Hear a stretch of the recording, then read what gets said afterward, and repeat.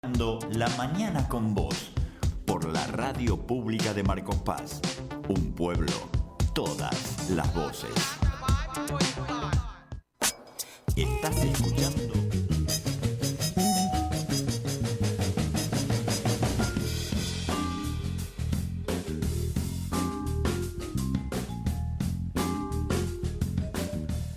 Continuamos la mañana con vos. Pasaron 12 minutos de las 11 y unos temas de los cuales prestamos mucho atención aquí en el sistema de medios públicos tiene que ver con todo lo que está pasando en materia de economía y particularmente de que se oficializó el control de cambios, ¿no? Y qué mejor hablar en este caso con el economista integrante del CEPA, el licenciado Mauro Rojas, ¿no? Que ya lo tenemos en la línea telefónica, lo estamos saludando.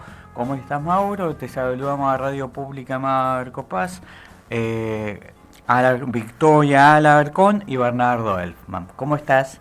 Hola, ¿qué tal? ¿Cómo están? Un gusto hablar con ustedes y bueno, compartir esta semana que también va a ser un poco clave para ver cómo continúa el rumbo de la economía, ¿no?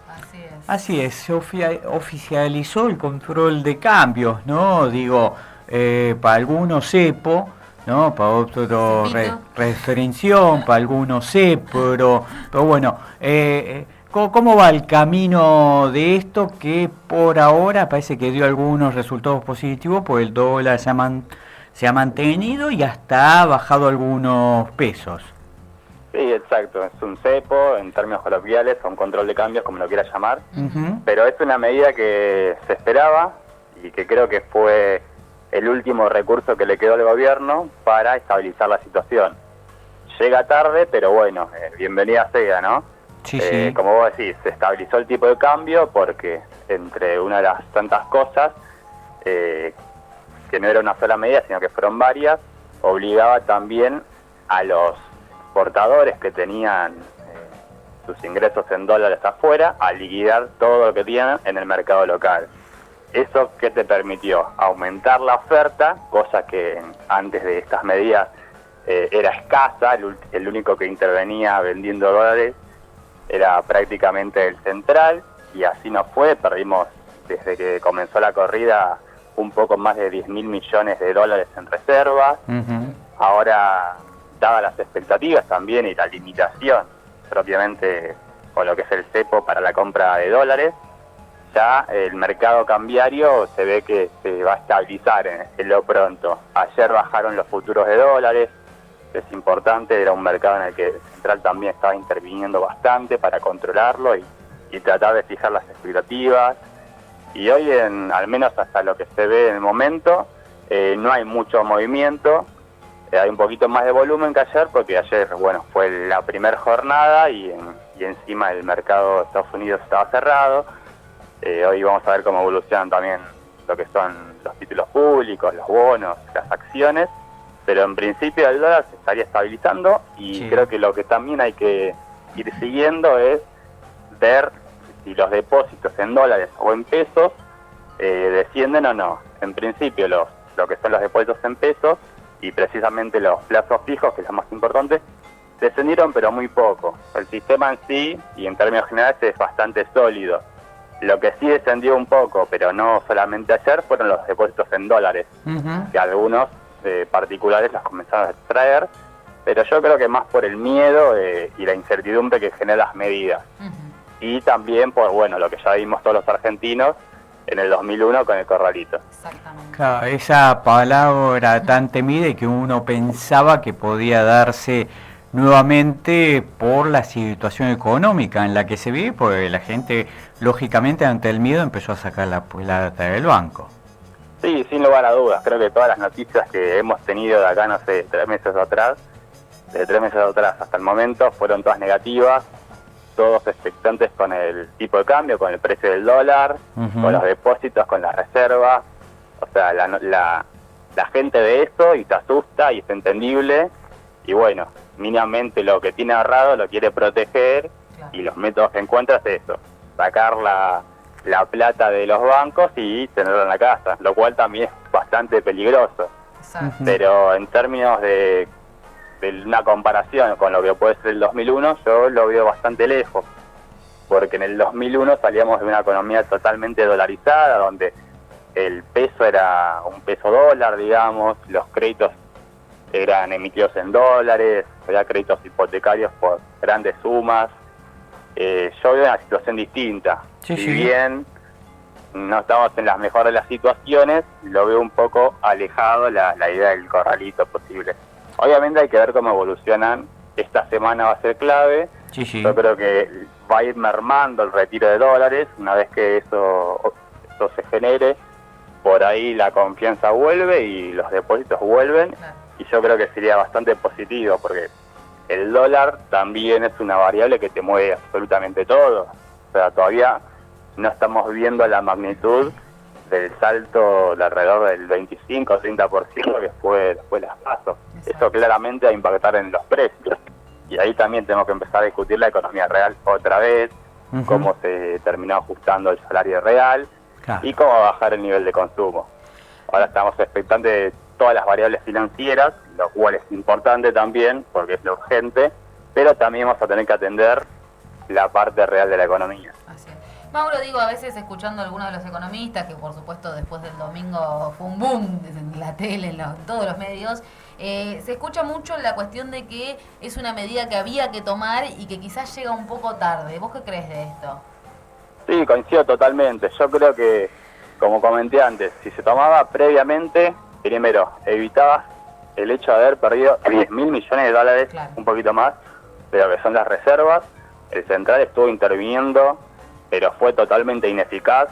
Eso fue un costo importantísimo, porque si el central se queda sin reservas, se queda sin poder de fuego, y sin poder de fuego para poder estabilizar el tipo de cambio, y como dije, el tipo de cambio es una variable clave para toda la economía. Después podrías haber evitado el default o reperfilamiento, como lo quieras llamar, de lo que fueron las letras del Tesoro, del Banco Central, perdón, que también generó mucha preocupación en muchos.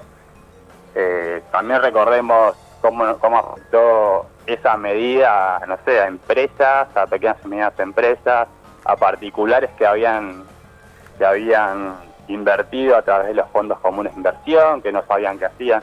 Todo eso generó un efecto de pánico que se podría haber evitado si se tomaba esta medida de antemano, lo cual claramente contrastaba con lo que era la teoría económica que manejaban desde el gobierno. Sí, sí. O sea, tuvo un costo importante para ellos y para la imagen que ellos quieren también transmitir a los mercados, pero era una medida necesaria, de corte totalmente pragmático, porque claramente muchas otras alternativas no le quedaban al gobierno, y creo que por eso, para conservar la estabilidad y también, quizás en términos políticos, la existencia o la participación dentro, no sé, de lo que van a ser las próximas elecciones, creo que era lo más conveniente, tanto para la sociedad en general y a la vez para ellos en su carrera política. Te hago una consulta, porque digo, nos están escuchando y de repente la gente que, como nosotros, como mi caso, como la mayoría de los que estamos acá, que no vemos un dólar desde hace muchos años, los únicos billetes que vemos son los de 5 pesos y que no vale nada. Entonces te consulto, digo, la gente que va al supermercado dice, ¿qué me importa el dólar? ¿Qué me importa el ELIC? Yo quiero que esto se frene, que vaya y compre, está el famoso IVA cero. ¿Hay alguna respuesta para el común de la gente, para el ser humano, no, de carne y hueso, que no son estos 26.000 que viven de especulación financiera? Nada, sí, está entendible eso, porque uno cuando se pone a pensar el tope que se compra mensual, que es $10.000, es una locura. O sea, Claro. ¿quién llega a esa cifra? Absolutamente muy pocos. Para la mayoría, de hecho, lo que nos debería importar más son las variables en términos reales. ¿Cómo va a impactar esta suba fenomenal del dólar de las últimas 2-3 semanas en los precios? Claramente ya está impactando, pero se va a terminar de acomodar en los próximos meses. Yo creo que el mes que viene se va a estabilizar y muchos de los precios van a empezar a ir subiendo. Algunos precios se van a ajustan trimestralmente, otros ya están subiendo. Los alimentos claramente se ve en los supermercados, en los comercios de proximidad, y eso también va a ser lo más importante, cómo pega en el poder adquisitivo de los salarios. Y después también ver, uno por ahí, como dije, estamos más pendientes de la pata financiera de la economía, pero cómo impacta también, no sé, en los puestos de trabajo, a cuántas empresas complicó esto, cómo va a ser la continuidad de un montón de sectores que también, previo a esto, ya estaban pasando por problemáticas muy importantes. Tenemos que empezar a solucionar cómo inyectamos otra vez dinero en el bolsillo de la gente, o sea, cómo recomponemos las jubilaciones que han sido fuertemente castigadas también. Eso creo que son variables y temas importantes a discutir, y es necesario ponerlo en la agenda nuevamente. Una vez estabilizado esto, creo que nuestro deber también como actores políticos y sociales y económicos es también poner estos temas en la agenda, porque son los que afecta a la mayoría. Te hago la última de mi parte, y volviendo sobre el tema de aquellos que compran dólares y que pueden comprar, ¿no?, más allá del tope que se puso de los $10.000. Según el gobierno, según Guido Sanlegris, son apenas 26.000 personas. ¿Estas son las que joden al país? No necesariamente. Yo creo que también un sector muy chico, pero creo que lo que venía jodiendo al país en sí no es quién puede haber comprado o puede comprar dólares ahora o antes, sino que es un modelo que prácticamente no cerraba por ningún lado. O sea, el gobierno, desde que asumió, ha emprendido distintas políticas de liberalización de la economía, que yo creo que fue lo que condujo a esta situación, y bueno, a que el gobierno en última instancia tome esta medida. Pero hay que recordar medidas que ahora justamente retrotrajo, pero una de las medidas más importantes es el hecho de eliminar la estadía mínima de los capitales. O sea, con el supuestamente cuento de que así van a venir más inversiones, cosa que no sucedió, o solo vinieron inversiones especulativas, así como esas inversiones venían, también de un día para el otro podían salir, cosa que eso sucedió y vino sucediendo. Eso te generó mucha inestabilidad, eso te generó la verdadera fuga de capitales, porque los que juegan la economía son los que ya salieron, no son los que ahora los que pueden comprar hasta $10.000 o más o menos, pero claramente los que ya hicieron la gran fortuna, los que hicieron en su momento el famoso carry trade, de por un tipo de cambio planchado, entrar a hacer una ganancia importante en tasa de interés en pesos, después pasarlo a dólares y salir, esos son claramente los jugadores que por ahí le hicieron más daño a la economía, pero también hay que entender que el gobierno facilitó todas esas medidas y toda esa entrada de capitales y salida. Y después también, otra de las medidas importantes, que yo creo que es necesario discutirlo, es que la Argentina es muy dependiente de sus exportaciones que provienen del agro. Y el gobierno le permitió, como dije en su momento, tenerlas afuera o no liquidarlas o no entrarlas al país. Y la Argentina es muy dependiente de eso. Eso creo que es clave, porque si los pocos dólares que la Argentina genera no entran al país, claramente tu demanda de dólares va a ser mucho mayor que tu oferta, y ahí te genera una inestabilidad importante. Yo creo que fue un conjunto de medidas tomadas por el gobierno que llegaron y posibilitaron llegar a esta situación.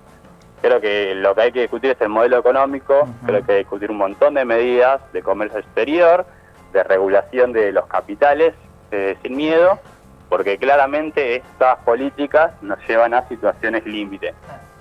Mauro, te hago también cortita la última, un poco, bueno, estamos cerquita ya del 27 de octubre, después del 10 de diciembre, y todos podemos prever, o al menos eso nos dejó ver el 11 de agosto, que va a haber un cambio de gobierno. Y te pregunto, por un lado, cortito, ¿qué depara, ¿no?, en materia económica lo que tiene que ver para el próximo gobierno? Y por otro lado, si hay posibilidades concretas y reales de crecer en materia económica en 2020. Sí, yo creo que es posible crecer. O sea, estamos en una situación bastante complicada porque si bien estabilizamos distintas variables como el tipo de cambio, el dólar, venimos arrastrando, y el próximo gobierno se va a encontrar con una situación de alto endeudamiento. eso es una variable clave y te va a condicionar toda la política económica. Yo creo que lo primero que va a tener que hacer el gobierno va a ser negociar con los acreedores en principio para realmente establecer un plan de pagos a posterior, estirando los plazos, pero también enmarcado en un programa de crecimiento, y yo creo que el gobierno ya lo venía planteando. Tenemos que crecer para pagar, que fue lo que en un momento sucedió con el gobierno del 2003. O sea, claro. En su momento también se decía, si no podemos crecer, no podemos generar los ingresos para posteriormente pagar la deuda. Y yo creo que vamos en ese marco también, y creo que el único camino que existe, primero se necesita crecer, primero se necesita volver a producir, se tiene que volver a consumir, recomponer un poco los salarios que quedaron muy deteriorados. Una vez que se pueda recomponer un poco eso, se va a poder volver a consumir, las pymes van a poder generar mayores ingresos, van a producir, y eso va a hacer lo que lentamente, con un plan de pagos adecuados, se pueda solucionar el tema de la deuda, que es muy abultada también. O sea, ya estamos hablando de niveles del 100% del producto. Sí, sí. O sea, debemos lo que producimos en un año. Eso es una variable que vamos a estar hablando todo el tiempo, y va a ser importante ver cómo reestructuramos o reperfilamos, o como queramos llamar, la deuda para poder pagarla de manera sustentable, pero que la sociedad pueda vivir más o menos bien. Justamente con lo que estás planteando me viene a memoria para una última pregunta. Digo, si al fondo no le interesa un pomo, si nosotros crecemos, no crecemos, ¿cómo se va a discutir en esos términos? Porque estaba un gobierno que sabían que jamás lo iba a poder devolver. Sí, eso es clave también. Lo que se vio con el fondo fue básicamente el financiamiento a lo que fue la campaña del gobierno actual, más que un plan realmente de préstamo sustentable. Yo creo que no sé si se esperaban que gane abruptamente por un gran margen la fórmula Fernández, y yo creo que por los gestos que se vio desde la fórmula potencialmente ganadora, se va a intentar pagar, pero como te dije, privilegiando la situación de la población argentina. Es muy difícil, es un actor difícil el Fondo Monetario Internacional, y yo creo que lo que vamos a estar viviendo, en caso de que asuma Alberto Fernández, es un escenario de tres actores: el gobierno defendiendo los intereses del pueblo, el Fondo Monetario Internacional queriendo defender simplemente el repago de del préstamo que le hizo, y los acreedores internacionales, que son otros actores distintos. Y ahí claramente uno va a tener que perder, o va a tener que dejar algunas aspiraciones de lado. Ahí hay que ver cómo se configura. Yo lo veo bastante plantado a lo que es la postura de Alberto Fernández, y yo creo que lo que va a tener que hacer es, y va a hacer eso de reperfilar, si querés, patear los vencimientos. No sé si recortar el capital, o sea, lo que se debe en sí, pero sí creo que va a tener una posición importante, y más con el acompañamiento amplio que le dan los votos. O sea, es importante también, en caso de que gane por mucho margen, para después, en caso de tener que reformular alguna ley o sacar algún decreto, tenga bastante apoyo popular, y eso le va a permitir dar mucho más lugar a poder manejarse en este escenario complicado que vamos a tener de cara a lo que viene. Pero la verdad que sí, va a ser difícil, pero bueno, creo que no imposible, y bueno, creo que vamos a estar en un escenario mucho mejor a lo que hubiese sido la continuidad del gobierno actual. Ahí está. Mauro Rojas, muchísimas gracias por estos minutos con la Radio Pública Marcos Paz. No, muchísimas gracias a ustedes, es un placer hablar. Un saludo muy grande. Ahí está, pasó, como decíamos, Mauro Rojas, integrante del CEPA.